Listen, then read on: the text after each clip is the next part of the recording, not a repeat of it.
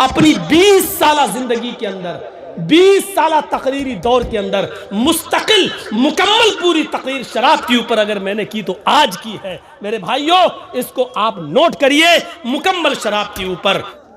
अब एक मर्तबा एक अंसारी ने दावत कर दी कुछ सहाबा की। मगरिब के बाद खाने का दौर चला। उन सहाबियों में हजरत अली भी शामिल थे, अब्दुर्रहमान इब्ने औफ भी शामिल थे। मेरे नौजवानों, गौर से सुनना, आज मेरी तकरीर, आज मेरा खिताब तुमसे है। समाज की सबसे बड़ी जो बुराई शराब नोशी, जो आज हमारे मुआशरे को खोखला कर रही है, हमारे समाज को खोखला कर रही है, आज मैं उसकी तरफ तुमको लेकर आ रहा हूं कि वो कितनी खतरनाक चीज है। नीतीश की गवर्नमेंट कितनी पाबंदी लगा दे, लेकिन पाबंदी लगाने के बाद ये और महंगी हुई है और लोगों ने 100 रुपए की शराब को 500 रुपए में खरीदा है, धंधा खूब चला है। और जब कोई चीज महंगी हो जाती है तो उसकी अहमियत और ज्यादा बढ़ जाती है। मेरे प्यारे साथियों, यही सूरत हाल बिहार के अंदर भी हुई। शराब पर पाबंदी हकीकत में गवर्नमेंट ने लगाई जरूर है, लेकिन पाबंदी की आड़ में जो शराब का बिजनेस चला, जो शराब का कारोबार चला, उसने नौजवानों की नजरों में शराब की अहमियत को और बढ़ा दिया। ये कोई वो हुक्म तो था नहीं जो 1400 साल पहले जनाब मोहम्मद रसूलुल्लाह की जबान से निकला था और सहाबा ने अपने घड़े फोड़ दिए, मटके फोड़ दिए, ड्रम उलट दिए, बोतलें तोड़ दी थी। ये वो तो था नहीं। जो चीफ मिनिस्टर शराब पर पाबंदी की बात करता है और पाबंदी लगाता है, वो भी अच्छी तरीके से जानता कि खुद हमारे एमएलए इसकी बगैर एक बात नहीं कह पाते हैं। हमारे एमएलए सबसे ज्यादा वही शराब पीते हैं और जब तक शराब न पिए उनकी खोपड़ी काम ही नहीं करती है। मेरे भाइयों, एक अंसारी दावत कर रहा है सहाबाई कराम की, चंद सहाबियों की, और उस दावत में हजरत अली भी शामिल हैं, अब्दुर्रहमान इब्ने औफ भी शामिल हैं। खाना खिलाया जाता है और खाना खाने के बाद शराब का दौर चलता है। हराम तो हुई नहीं थी। खाना खाने के बाद शराब का दौर चलता है। कुछ साहबा ने शराब पी भी ली और कुछ ने नहीं पी। इत्तिफाक देखिए, शराब पीने के बाद गुनूद की तारी होने लगी, सर चकराने लगा, नशा छाने लगा और इसी बीच में इशा की नमाज का वक्त हो जाता है। अल्लाहु अकबर, अल्लाहु अकबर, हय्या अलस सलाह, हय्या अलल फलाह की आवाजें मस्जिदों की मीनारों से आने लगती हैं। उस अंसारी ने कहा, हम लोगों ने शराब पी रखी है, इस हाल में हम लोग मस्जिद क्यों जाएं? ऐसा करो, चंद लोग यहीं मौजूद हैं, इसी घर में हम कपड़ा बिछा लेते हैं और नमाज पढ़ लेते हैं। वही कपड़ा बिछाया गया। एक सहाबी को नमाज पढ़ाने के लिए आगे खड़ा कर दिया गया, बकिया सब पीछे लग गए। पीछे जो लगे थे उन्होंने भी शराब पी रखी थी और जो नमाज पढ़ाने के लिए खड़े हुए उन्होंने भी शराब पी रखी थी और शराब का नशा उनकी खोपड़ी में अकल पे आने लगा। अल्लाहु अकबर कहकर नमाज शुरू कर दी और सूरह फातिहा तक गाड़ी बहुत अच्छी चली। अल्हम्दुलिल्लाहि रब्बिल आलमीन अर्रहमानिर रहीम मालिकी यौमिद्दीन इय्याका नअबुदु व इय्याका नस्तईन इहदिनस सिरातल मुस्तकीम सिरातल लज़ीना अनअमता अलैहिम गैरिल मग़दूबि अलैहिम वलद्दाल्लीन। यहां तक गाड़ी बिल्कुल सही चली। अब जो सहाबी नमाज पढ़ा रहे हैं, सुनिए, यहां साहबा पीछे आमीन कह रहे हैं। अब उस सहाबी ने कुरान की जो सूरत शुरू की, सूरह फातिहा के बाद एक और सूरत पढ़ी जाती है ना, अब वो सूरत शुरू की। पता नहीं किसने कहा था कि बीच में बैठो, परेशान हो जाता हूँ यार। अब बम्बई, दिल्ली, कितना महज़्ज़ब तरीके से लोग सुनते हैं प्रोग्राम। हैदराबाद, बेंगलोर, हर जगह चले जाइए, एक डिसिप्लिन इतना होता है, एक आदमी नहीं उठ सकता। उठता है तो जाने का रास्ता अलग, आने कोई डिस्टर्ब नहीं, समझ में नहीं आता। मोबाइल तो ऐसा लगता है कि आपसे ज्यादा सुनने का शौकीन कोई है ही नहीं, लेकिन तकरीरों में शोर और हंगामा। जब देखो कौन सा स्प्रिंग लगा है नीचे, पता नहीं, सही से बैठ ही नहीं पाता है। तो वो सहाबी ने दूसरी सूरत जब पढ़ना शुरू की तो उन्होंने सूरह काफिरून जो कुरान में है उसको पढ़ा। अब सूरह काफिरून क्या है? उलिया अय्युहल काफिरून ला अअबुदु मा तअबुदून। अय मोहम्मद सल्लल्लाहु अलैहि वसल्लम कह दो, अय काफिरो, ला अअबुदु मा तअबुदून, मैं उन माबूदों की इबादत नहीं करता, मैं उन झूठे खुदाओं को नहीं पूजता जिनको तुम पूजते हो। लेकिन ये सहाबी क्या पढ़ रहे हैं? शराब के नशे में क्या पढ़ रहे हैं? या कुल या अय्युहल काफिरून नहनु नअबुदु मा तअबुदून। नशा है, पता नहीं चल रहा है मुंह से क्या निकल रहा है। आयत क्या है? ला अअबुदु मा तअबुदून, मैं उनकी इबादत नहीं करता जिनकी तुम करते हो, मैं सिर्फ एक रब की इबादत करता हूं। और ये क्या पढ़ रहे हैं? नहनु नअबुदु मा तअबुदून, आए काफिरो, हम भी उन खुदाओं की पूजा करते हैं जिनकी तुम करते हो, हम भी उन खुदाओं की इबादत करते हैं झूठे जिनकी तुम करते हो। माना ही बदल गया। इधर नमाज जैसे तैसे खत्म होती है, अल्लाह अल्लाह करके जैसे ही नमाज खत्म होती है और जैसे ही सलाम फेरते हैं, अस्सलामु अलैकुम वरहमतुल्लाह, अस्सलामु अलैकुम, धीरे धीरे किसी तरीके से बेड़ा पार हो गया। यहाँ नमाज खत्म होती है, वहाँ वक्ती तौर पर बाउंडेशन लगा दी जाती है, एक मुतय्यना मुद्दत के लिए शराब से रोक दिया जाता है। और वहां जिब्राइल अमीन मुहम्मदुर रसूलुल्लाह पर कुरान की आयत लेकर नाजिल होते हैं, या अय्युहल्लज़ीना आमनू ला तक़रबुस्सलाह व अंतुम सुकारा हत्ता तअलमू मा तक़ूलून।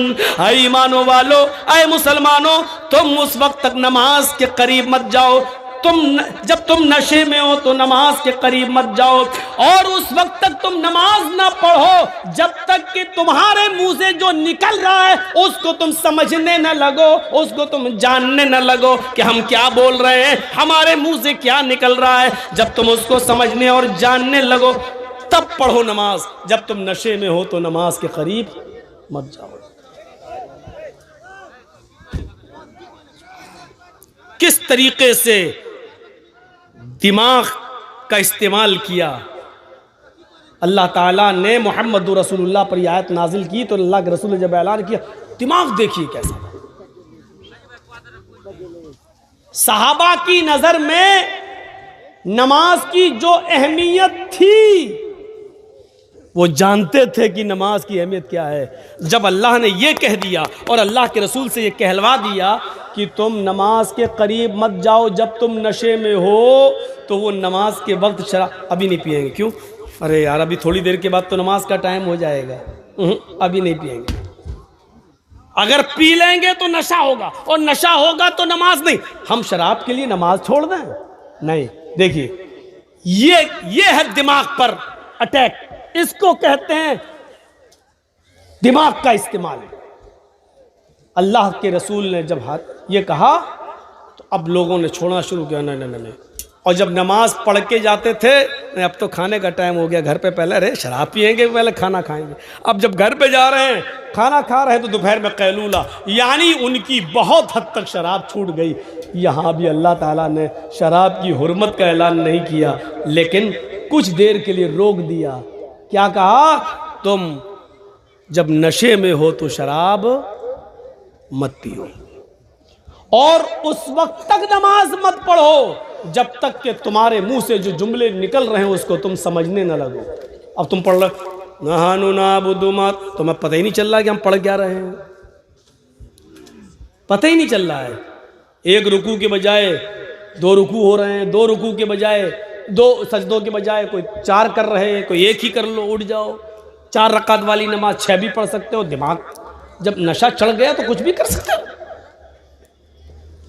तो रोक दिया।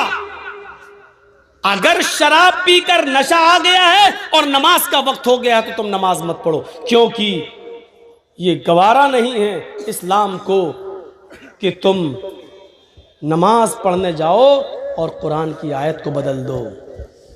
नमाज छूट जाए थोड़ी देर के लिए गवारा है, लेकिन नमाज पढ़कर कुरान को बदल दो ये गवारा नहीं है। 80% लोगों की शराब छूट गई, जबकि जानते थे कि अभी हराम नहीं हुई है, पीते भी थे कुछ लोग, और जो पीते थे उनके लिए कोई बुराई, हराम थोड़ी हुई। लेकिन इन 3 आयतों ने 80% लोगों को शराब से दूर कर दिया। अब रह गए 20%। तो 20% लोगों के लिए देखिए शराब किस तरीके से हराम हुई। देखिए, एक महफिल सजी, कोई शादी आदि की महफिल रही होगी या कोई त्योहार रहा होगा, जश्न महफिल है, और उसमें अंसार भी मौजूद है और मुहाजिरीन भी मौजूद है। अंसारी, मदीने के अंसारी और मक्के के वो मुहाजिरीन जो हिजरत करके आए वो मौजूद हैं। जश्न मनाया जा रहा है और जश्न में शराब का दौर चलता है। यहां तो चंद सहाबा थे दावत पर अंसारी की, वहां चंद नहीं है, सब हैं। जितने अंसारी थे वो, और मदीने में मक्के से जितने हिजरत करके आए वो सारे लोग मौजूद थे।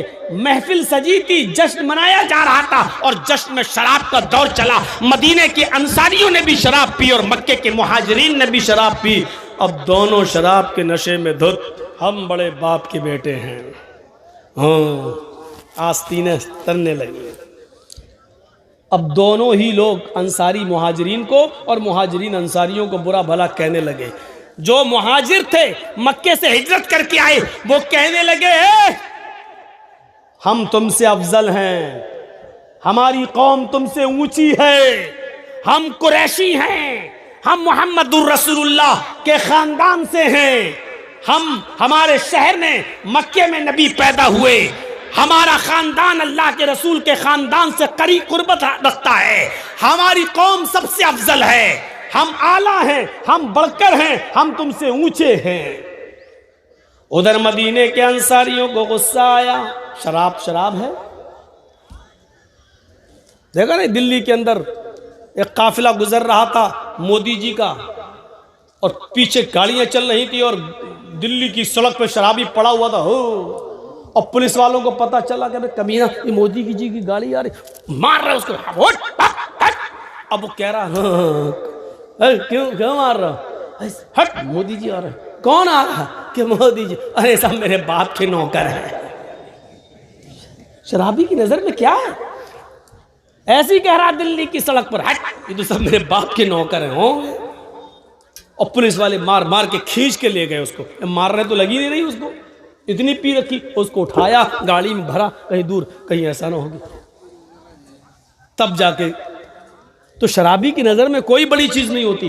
इधर मदीने के अंसारियों ने सुना कि ये अपने आप को बड़ा कह रहे, तो क्या कहा मदीने के अंसारियों ने, ए मक्के वालों चुप रहो, तुम हमसे बड़े कैसे हो सकते हो?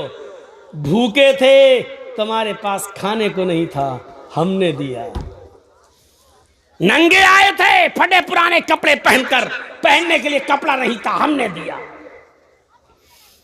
कुछ नहीं था, कारोबार के लिए खेतियां हमने दी, दुकानें हमने दी, रहने के लिए, सर छिपाने के लिए घर नहीं था, हमने दिया। तुम्हारे बेटों के साथ हमने अपनी बेटियों की शादी की। तुम फटीचर थे, भूखमरे थे, भूखे और नंगे थे, हमने तुम्हें पनाह दी। पनाह देने वाला बड़ा होता, हम तुमसे बड़े हैं। ओ अल्लाह के रसूल के कानों में खबर जाती है, मदीने के अंसारी और मक्के के मुहाजिरीन ने शराब पी रखी है और शराब के नशे में ये लोग एक दूसरे से अफजल अफजल के लिए लड़ रहे हैं, एक दूसरे से बड़े होने की लड़ाई लड़ रहे हैं। आय अल्लाह, मैं तो ऊंच नीच खत्म करने आया था, मैं तो जात पात खत्म करने आया था, मैं तो बिरादरीवाद खत्म करने आया था, लोगों को एक अल्लाह से डरने वाला बनाने के लिए आया था, तकवे की बुनियाद पर लोगों को अफजल करार देने के लिए आया था। आय अल्लाह, इस शराब ने लोगों को, मक्के और मदीने के लोगों को एक दूसरे से दूर कर दिया है। एक दूसरे को मारने के लिए तैयार है। नबी अकरम की सवालिया नजरें आसमान पर उठती हैं। आय अल्लाह, अब वक्त आ गया है, इस शराब के बारे में तू कोई हुक्म नाजिल फरमा दे, कोई हुक्म नाफिज फरमा। नबी अकरम की सवालिया नजरें अभी आसमान से नीचे नहीं आने पाई थी, उधर जिब्राइल अमीन कुरान की हुर्मत का यह ऐलान लेके आ गए और कयामत की सुबह तक शराब को हमेशा हमेश के लिए हराम करने का नोटिस जारी कर दिया। या अय्युहल्लज़ीना आमनू इन्नमल खमरु वल मैसिरु वल अंसाबु वल अज़लामु रिजसुम मिन अमलि शैतान फजतनिबूहु लअल्लकुम तुफ्लिहून। ईमानो वालो, तुम्हारे ऊपर शराब, ईमानो वालो तुम्हारे ऊपर जुआ, आए मुसलमानों तुम्हारे ऊपर बुतों के नाम पर चढ़ाए हुए चीजें, वल अज़लाम और पासे के तीर, वल अज़लामु रिजसुम मिन अमल शैतान, ये सारी चीजें शैतान की गंदगी है। यहाँ अल्लाह ने ये नहीं कहा इन्नमल खमरु वल मैसिरु वल अंसाबु वल अज़लामु हरामुन अलैकुम, ये नहीं कहा कि तुम्हारे ऊपर हराम है, बल्कि क्या कहा, रिजसुम मिन अमल शैतान, शैतान की गंदगी है। हराम चीज मुसलमान खा लेता है, जानता है कि हराम है लेकिन फिर भी खा लेता है। लेकिन चाहे कितनी हराम चीजें कोई आदमी खा लेता हो, लेकिन कितना भी बड़ा हराम खोर हो, हराम चीजें खा लेने वाला हो, लेकिन उससे कहो कि अपनी गंदगी खाओ तो वो अपनी गंदगी नहीं खा सकता। खा लेगा? कोई है ऐसा जो अपनी गंदगी खाए? हराम चीजें खा लेगा, यतीम का माल मार के खा लेगा, बेवा का हक मार के खा लेगा, अपने भाई की जमीन और जायदाद पर कब्जा करके उसको बेच के खा लेगा।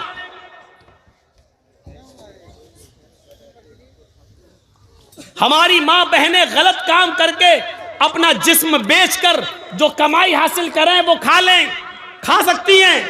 या हमारे नौजवान या हमारे माँ बाप अपनी बहन बेटियों को चकले खानों पर बिठाकर उनसे गलत काम कराएं और फिर उनकी कमाई वो खा लें, ये खा सकते हैं। लेकिन इतना गंदी कमाई खा जाने वाले भी वो अपनी गंदगी खाने के लिए कहो तो वो अपनी गंदगी कभी नहीं खा सकते। और जब अपनी नहीं खा सकते तो दूसरे की कैसे खा सकते हैं, और जब दूसरे की नहीं खा सकते हैं तो शैतान की गंदगी और शैतान का पायखाना और शैतान की गलाजत कैसे खा सकते हैं। इसलिए हराम का जुमला नहीं बल्कि रिज्सुम मिन अमल शैतान कहा है, ताकि लोगों को शराब की कबाहत और शराब की हुर्मत का पता चले कि हराम चीजें खा ले उसका दिल गवारा कर सकता है, लेकिन गंदगी खाने के लिए दिल गवारा नहीं कर सकता। इसलिए सुन लो, ये उस तरीके की हराम नहीं है शराब कि तुमने कोई हराम चीज मंगाई और खा ली, चोरी का माल खा लिया, डकैती करके और किसी का पैसा मार के खा लिया। ये गंदगी है, ये उस तरीके की हराम है जिस तरीके से तुम अपनी और दूसरे की लैट्रिन नहीं खा सकते हो, तो शैतान की गंदगी कैसे खा सकते हो। इसलिए शैतान की गंदगी करार दिया। रिज्सुम मिन अमल शैतान, ये शैतान की गंदगी है। फजतनिबूहु, इससे बचो। लअल्लकुम तुफ्लिहून, ताकि तुम कामयाब हो जाओ। अब खाओ, अब पियो शराब। अब जो शराब पी रहा है वो समझ ले कि शैतान की लैट्रिन खा रहा है। ये मौलवी तो बड़ा चालू निकला, शुरू में बोल रहा था कुछ नफा भी है, तो लग रहा था कि हाँ कुछ रास्ता निकल रहा है, और लास्ट में लाके धमक दिया कि शैतान की गंदगी। अपनी गंदगी से बुरी होती है शैतान की गंदगी, इतना याद रखना। हमारी माँ हमारी गंदगी साफ कर चुकी है, आपकी माँ आपकी गंदगी साफ कर चुकी है। अपनी गंदगी को भी नहीं कहा कि तुम्हारी गंदगी की तरह हराम है, क्योंकि अपनी गंदगी तो तुम खुद अपने हाथ से साफ कर लेते हो, इतना तुम्हारा दिल गवारा कर लेता है, लेकिन तुम अपने हाथ से दूसरे की गंदगी साफ नहीं कर सकते, दूसरे की गलाजत साफ नहीं कर सकते, क्योंकि तुम्हारा दिल और तुम्हारा ज़मीर आमादा नहीं होता। तो मेरे भाइयों, इसलिए अल्लाह ताला ने शराब को अपनी गंदगी की तरह भी नहीं कहा, क्योंकि अपनी गंदगी को हाथ फिर भी लगा लिया जाता है, बाद में चाहे साबुन से धो लिया जाए, लेकिन दूसरे की गंदगी को हाथ लगाने के लिए दिल गवारा नहीं होता। इसलिए अल्लाह ताला ने दूसरे की गंदगी भी नहीं कहा, बल्कि तुम्हारे सबसे बड़े दुश्मन और जिसको अपने दरबार से खारिज करके निकाल दिया हो, रामदे दरगाह कर दिया हो शैतान को, उसकी गंदगी करार दे दिया, ताकि तुम्हें इस शराब के गलाजत और इसके बदबू के बारे में पता चल सके कि ये कितनी नापाक चीज है। इन्नमल खमरु वल मैसिरु वल अंसाबु वल अज़लामु रिज्सुम मिन अमलि शैतान फज्तनिबूहु लअल्लकुम तुफ्लिहून। बचो ताकि तुम कामयाब हो जाओ। ये है शराब की हुर्मत।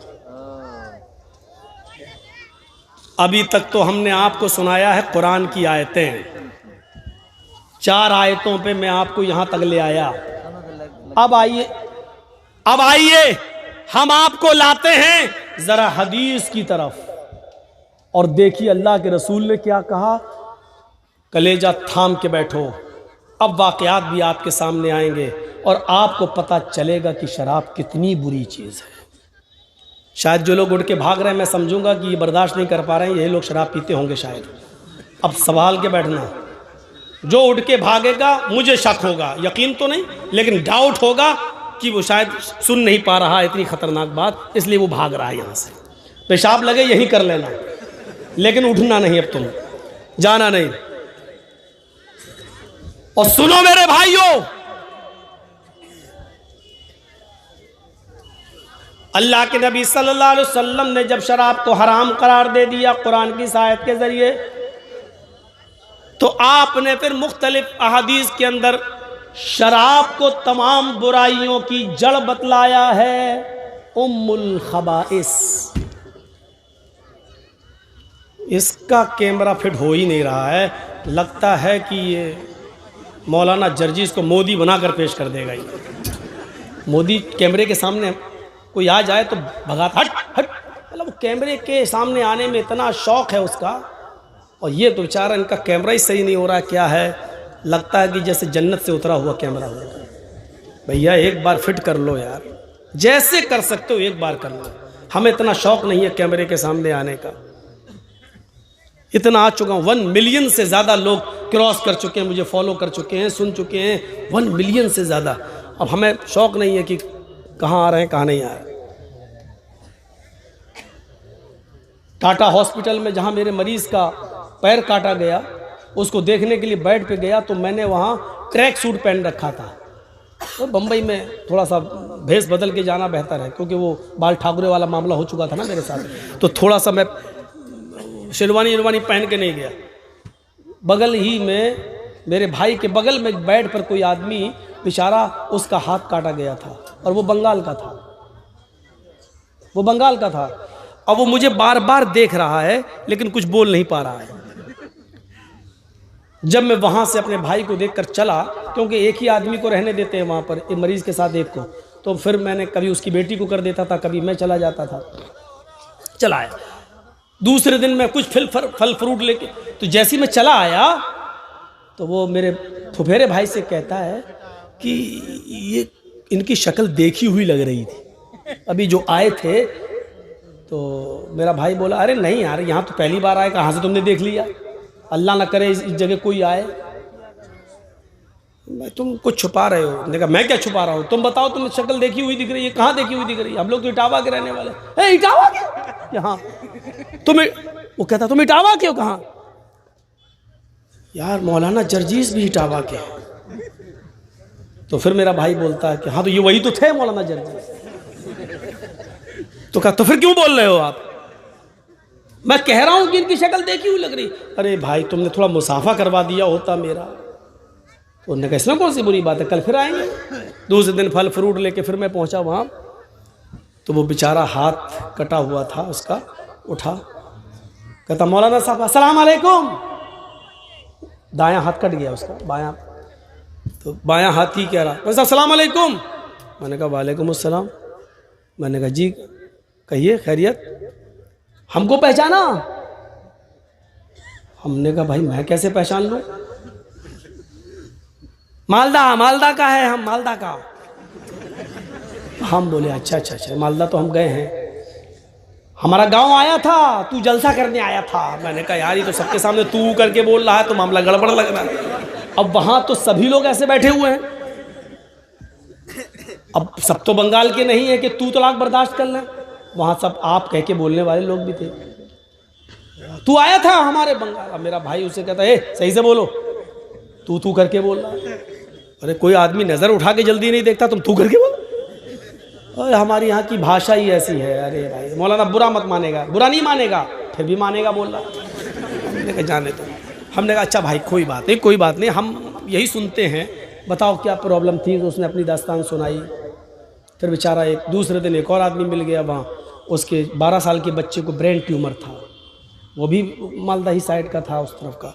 अल्लाह ताला उस जगह किसी को ना पहुँचाए, बड़ी बुरी जगह है। अल्लाह ताला सब जितने भी बीमार हो, मेरे भाई को भी और जितने बीमार हो, अल्लाह ताला उन सबको शिफाए कामला और आजिला अता फरमाए और उस जगह से नजात अता फरमाए।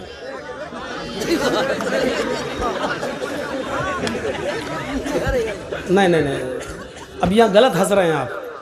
वो आदमी थोड़े सा कैमरे में आना चाहता था, शोहरत है, कोई नाम चाहता था अपना कि जर्जीस की तरह मेरा भी नाम हो जाए, तो उसमें कोई बड़ी बात नहीं, ऐसे भी लोग होने चाहिए।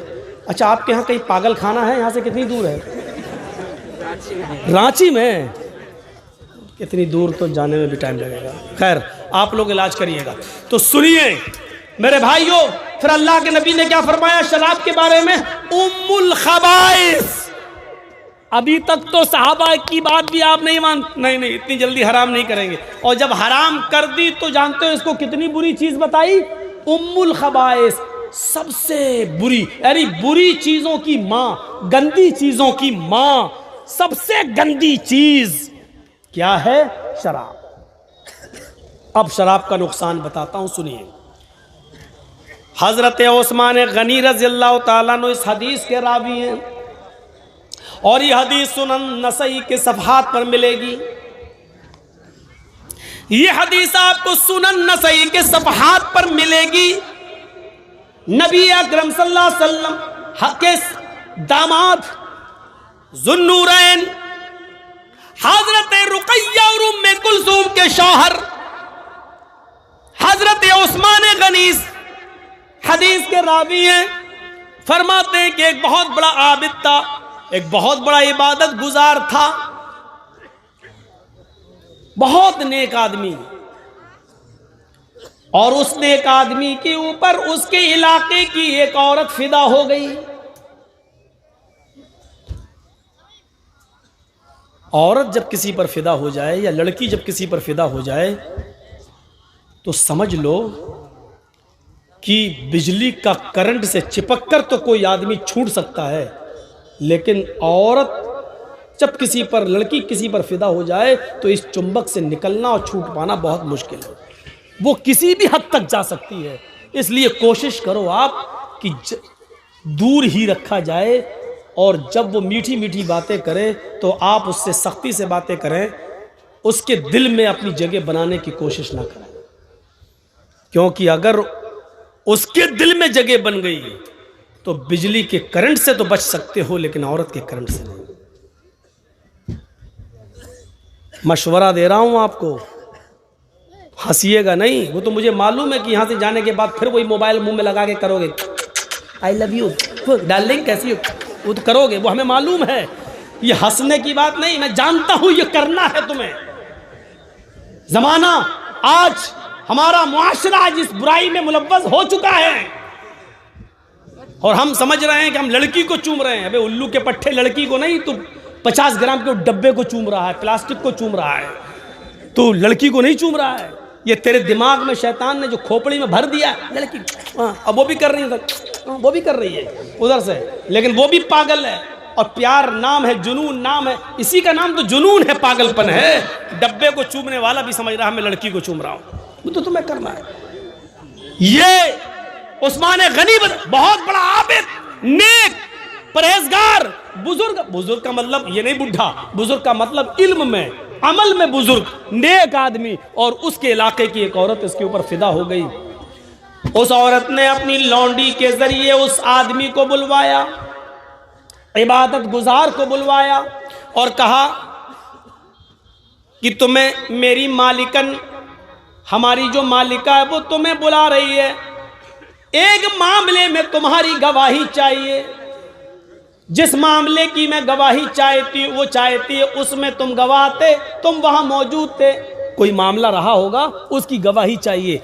ये बेचारा नेक आदमी था, इसने सोचा अगर मेरी गवाही से अगर किसी की जान बच जाए या मेरी गवाही से कोई मामला हल हो जाए तो इसमें बुराई क्या है, जबकि मैं वहां अगर गवाह रहा हूंगा तो सच्ची गवाही दूंगा। ये सोचकर ये चल दिया, ये सोचकर चल दिया। जैसी उस औरत का घर आया, लौंडी ने दरवाजा खोला, ये दरवाजे में घुस गया। इस लौंडी ने कहा मैं बाहर जा रही हूं। इसके बाद एक दरवाजा और आएगा, उस दरवाजे को भी खोल देना, अंदर से वो दरवाजा खुला है। फिर उसके बाद एक और दरवाजा आएगा, उस दरवाजे को भी खोल देना। 3 दरवाजों को खोलने के बाद चौथे दरवाजे को खोलोगे तो उस कमरे में हमारी मालिकन तुम्हें मिलेगी। ये साहब धड़ल्ले से चले जा रहे हैं। अल्लाह मेरी गवाही से अगर कोई मामला बन जाए तो इससे अच्छी नेकी क्या हो सकती है। पहला दरवाजा एंट्री की, दूसरे दरवाजे में एंट्री की, तीसरे कमरे में एंट्री की और चौथे कमरे में हुस्न और जमाल की मलिका बैठी हुई है, निहायत खूबसूरत औरत बैठी हुई है। क्या बात। ये हजरत वहां पहुंचते हैं, क्या देखते हैं कि उस औरत के पास एक खूबसूरत बच्चा भी है। खूबसूरत एक बच्चा, छोटा सा बच्चा है, और एक तरफ प्याला रखा हुआ है और उस प्याले के अंदर शराब रखी हुई है। नौजवानों सुनो सुनो, इस खूबसूरत औरत ने इस नेक इबादत गुजार आदमी से कहा मैंने तुम्हें किसी गवाही के लिए नहीं बुलाया है, मैंने तुम्हें सिर्फ इसलिए बुलाया है कि तुम मेरे साथ इस कमरे के अंदर चलो और मेरे साथ जिना करो, मेरे साथ वो काम करो जो एक मर्द अपनी बीवी के साथ करता है। तुम्हें मेरे जिस्म से खेलना है, आओ मैं तुम्हें लिफ्ट देती हूं, मैं तुम्हें उस कमरे में ले चलती हूं। इस बुजुर्ग ने कहा अल्लाह से डरो, ये तुम क्या हरकत लेकर बैठ गई हो, क्या कारनामा अंजाम देने जा रही हो। उस औरत ने कहा आए बुजुर्ग, आए मोहतरम, आए इबादत गुजार, तुम यहां से जा नहीं सकते हो, अब तुम्हारे निकलने का कोई रास्ता नहीं है। मैं चीखूंगी, चिल्लाऊंगी, तुम्हारी इबादत का भंडा फूट जाएगा, लोग ये समझेंगे कि दुनिया वालों की नजर में बड़ा इबादत गुजार बनता था, और हाल ये है कि अकेले 3 कमरे क्रॉस करके चौथे कमरे तक भी पहुंच गया है। तुम्हारी इज्जत दांव पे लगी हुई है। इंसान की एक बार इज्जत चली जाए तो वो मरना पसंद कर लेता है, जलील होकर रहना पसंद नहीं करता।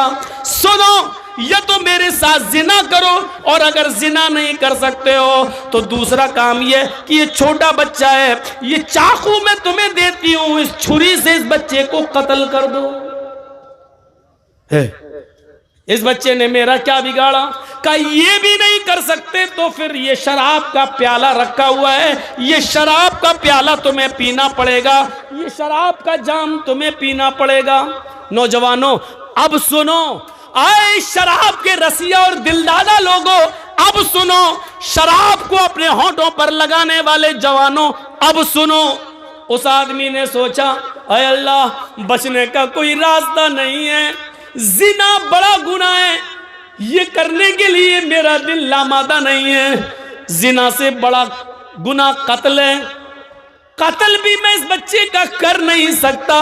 अय अल्लाह, शराब भी हराम है, लेकिन मजबूरी है मेरी, इसलिए कत्ल से और जिना से बचने के लिए मैं शराब पी लेता हूं, क्योंकि बचने का कोई रास्ता नहीं है। और इस औरत ने 3 कामों में से एक काम करने को कहा है, या तो जिना करो मेरे साथ, या इस बच्चे को कत्ल करो, या शराब पियो। आय अल्लाह, मेरी नजर में सबसे हल्की चीज ये है, कत्ल से भी हल्की और जिना से भी हल्की चीज ये है कि मैं शराब पी लूं। पहले भी तो जब शराब हराम नहीं हुई थी तो लोग पी लेते थे, चलो आज मैं शराब ही पी लेता हूं। उसने, अल्लाह तू जानता है ये मैं मजबूरी में पी रहा हूं, उसने ये कहा और शराब का प्याला उठाया और उसने नोश कर लिया। जैसी उसने शराब पी, उस शराब के अंदर एक और नशे की अशिया मिली हुई थी। उसने शराब पी, शराब पीते ही गुनूद की तारी हो गई, जुनून उसके ऊपर तारी हो गया। उस शराब के नशे ने इसकी अकल जायल कर दी। उस औरत ने इसको छुरी दी और कहा, अब तुम्हें चिंता किस चीज की है, इस बच्चे को भी कत्ल कर दो। अकल काम नहीं कर रही है, शराब पी चुका है। शराबी आदमी तो अपनी माँ, अपनी बहन के सामने गंदी गंदी गालियां देता है। जब शराब पीकर घर में घुसता है तो बीवी को बीवी नहीं, माँ को माँ नहीं, बहन को बहन नहीं, बेटी को बेटी नहीं समझता। अभी इस बच्चे को बच्चा नहीं समझता है, छुरी उठाता है और उसने उस छुरी से उस बच्चे को भी काट दिया, उस बच्चे की गर्दन भी अलग कर दी, उसका भी कत्ल कर दिया। शराब के नशे में चूर था। उस औरत ने परफ्यूम लगा रखी थी, उस औरत ने फौरन इस आदमी को अपनी तरफ खींचा और अपने कपड़े उतार कर शराबी के भी कपड़े उतार दिए और शराब के नशे में इस आदमी ने उस औरत के साथ जिना भी कर लिया। मेरे प्यारे साथियों, इसके बाद क्या हुआ वो मेरी मौजू का हिस्सा नहीं है, बस ये बताना मेरा जरूरी था कि उसने शराब को हल्के में ले लिया और शराब पी ली, लेकिन अभी तक वो एक गुनाह नहीं करना चाहता था। लेकिन शराब के नशे में जब आया तो वो जिना भी कर लिया, शराब के नशे में जब आया तो उसने कत्ल भी कर दिया, शराब का और शराब भी पी ली, यानी एक गुनाह उससे करवाया जा रहा था लेकिन वो नहीं किया।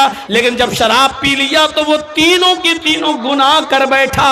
मेरे भाइयों, अब आओ जनाबे मुहम्मदुर रसूलुल्लाह के उस फरमान पर जो आपने कभी फरमाया था, उम्मुल खबाइस, ये शराब तो तमाम गंदगियों की जड़ है, तमाम बुरी चीजों की जड़ है। इस आदमी को शराब ने कातिल भी बना दिया, शराब ने इसको जिनाकार भी बना दिया और शराब पी लिया था। मेरे प्यारे साथियों, ये शराब ऐसी चीज है जो अकल को खत्म कर देती है, बुजुर्गों का अदब व एहतराम निकाल देती है, मजहब को गाली देने पर मजबूर कर देती है। शराब वो नशा है जो इंसान को अल्लाह की प्यारी किताब कुरान को भी जमीन पर पटकने पर मजबूर कर देती है, इसलिए कि शराब जब अकल को खत्म कर देती है तो फिर इंसान ये नहीं देखता कि ये अल्लाह का कलाम है, ये कुरान है या क्या है। वो नमाजियों को भी गाली देता है, वो माँ को भी गाली देता है, वो बहन को भी गाली देता है,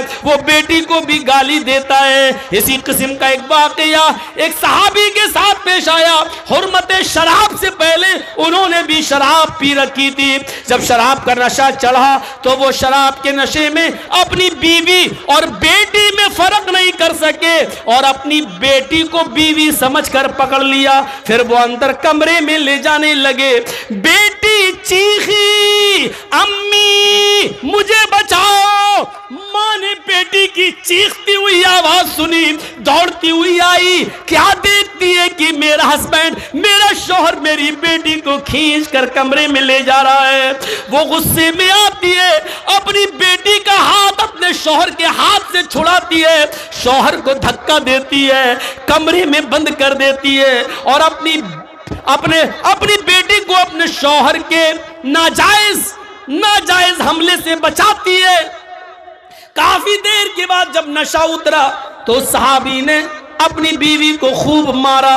जब मार मार के थक गया तो बीवी बोली, अगर मार मार कर थक गए और अगर थके ना हो और कुछ और हसरत बाकी रह गई हो तो मैं 1-2 लकड़ी और ले आती हूँ, लीजिए और पीट पीट कर मुझे मार डालो। कहने लगा शौहर, मेरी बीवी, तुम जानती हो कि मैं तुमसे कितना प्यार करता हूँ, लेकिन इसके बावजूद तुमने मुझे कमरे में बंद कर दिया। बीवी रोती हुई कहती है, प्यार की नौटंकी आज मत करो, तुमने आज शराब पी रखी थी। शौहर कहता, बीवी शराब तो मैं रोजाना पीता हूँ। कहा हाँ जानती हूं, लेकिन एक लिमिट में, एक दायरे में पीते थे, लेकिन आज तुमने कुछ ज्यादा पी रखी थी। अरे कभी कम कभी ज्यादा, ये तो हो ही जाता है, आज ज्यादा पी ली तो किया। बीवी कहती नहीं, आज कुछ ज्यादा ही पी ली, इतनी पी ली कि बीवी और बेटी में फर्क नहीं कर सके। मेरे शौहर, अपनी बेटी के मासूम चेहरे की तरफ देखो, उसकी चीख, उसकी पुकार अगर मेरे कानों तक न जाती तो आप उसकी इज्जत से खेल चुके होते, आप उसकी इज्जत से खिलवाड़ कर चुके होते, अपने हाथों से अपनी बेटी की इज्जत लूट चुके होते। क्या कह रही हो मेरी बीवी? हाँ, नजरें आसमान पर गई। अय अल्लाह, ये दिन सुनने से पहले तूने मुझे उठा क्यों न लिया? ये दिन, ये जुमला सुनने से पहले ये जमीन क्यों नहीं फट गई? मैं जमीन के अंदर क्यों नहीं समा गया? अय अल्लाह, अब कौन सा चेहरा लेकर मैं अपनी बेटी के सामने जाऊं?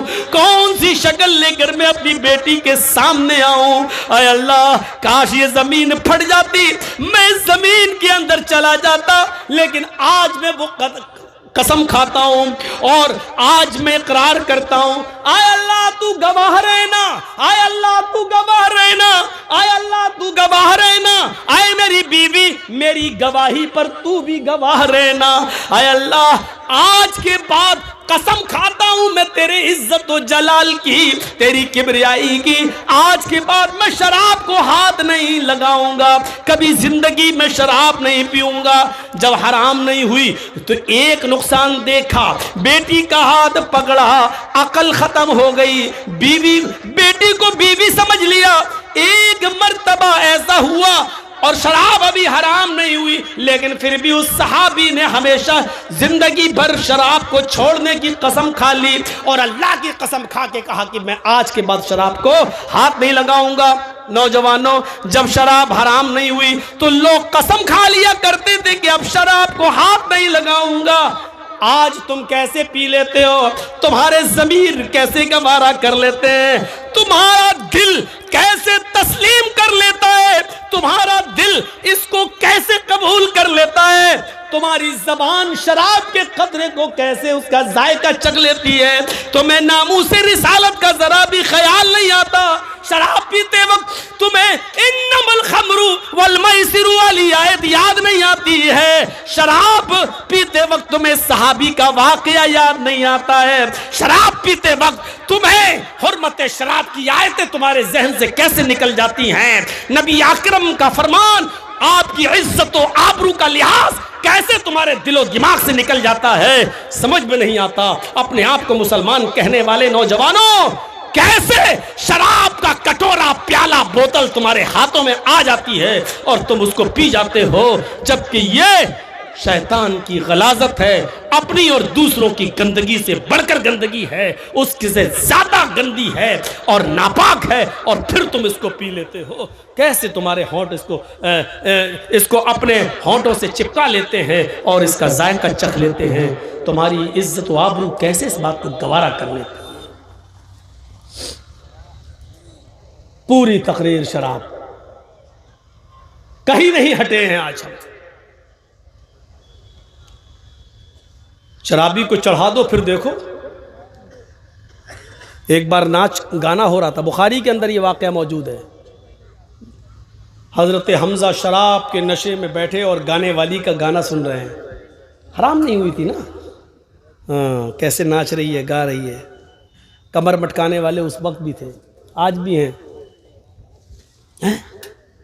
अब वो हजरत हमजा के पास आ गई, क्योंकि बड़े बहादुर थे ना। आकर कहती है, हजरत अली की ऊँटनी वहीं घूम रही थी, बड़ी खूबसूरत ऊँटनी थी हजरत अली की। अब वो चाहती थी कि इस ऊँटनी की कलेजी हमें मिल जाए, तो हजरत हमजा को उकसा देती है, अला या हमजा, लिशुर्फिन नवा। अरे हमजा, तू तो मोटी ऊँटनियों के लिए पैदा हुआ है, तेरे लिए इस ऊँटनी का पेट फाड़ कर उसकी कलेजी निकाल कर मुझे देने में क्या लगता है तुझे?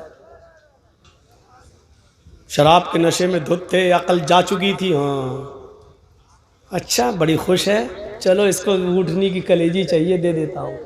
बढ़े, खंजर लिया, हजरत अली की ऊँटनी को मारा, कलेजा निकाला, लेके आए, ले जा।